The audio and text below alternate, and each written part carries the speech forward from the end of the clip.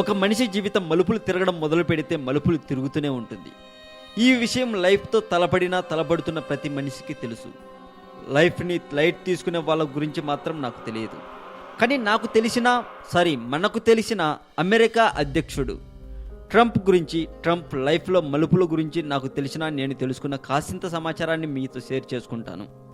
నిజానికి నేను ఎంతో కష్టపడి మీకోసం మీకు సమాచారాన్ని అందిస్తుంటే కొంతమందికి అది నచ్చట్లేదు. ఎందుకు నచ్చట్లేదో నాకు అర్థం కావట్లేదు.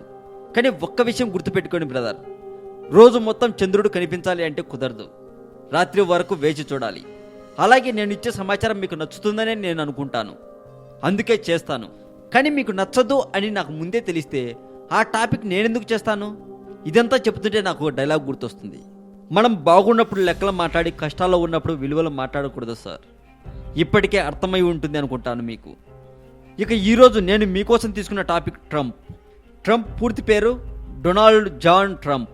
ప్రస్తుతం అమెరికా అధ్యక్షుడు. ట్రంప్ మైక్ టైసన్తో స్నేహం గురించి ఇప్పుడు మనం తెలుసుకుందాం.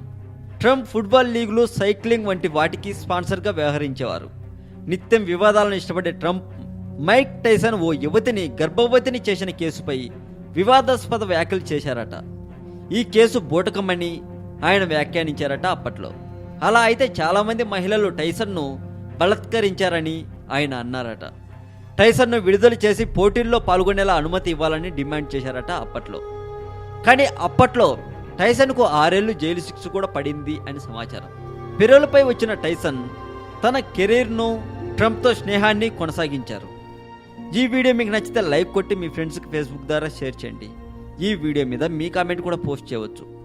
మీరు పెట్టే ప్రతి కామెంట్కు నేను తప్పక రిప్లై ఇస్తాను. మరింత ఇలాంటి సమాచారం తెలుసుకోవాలని మీకుంటే సబ్స్క్రైబ్ చేయండి తెలుగు మోజో ఛానల్.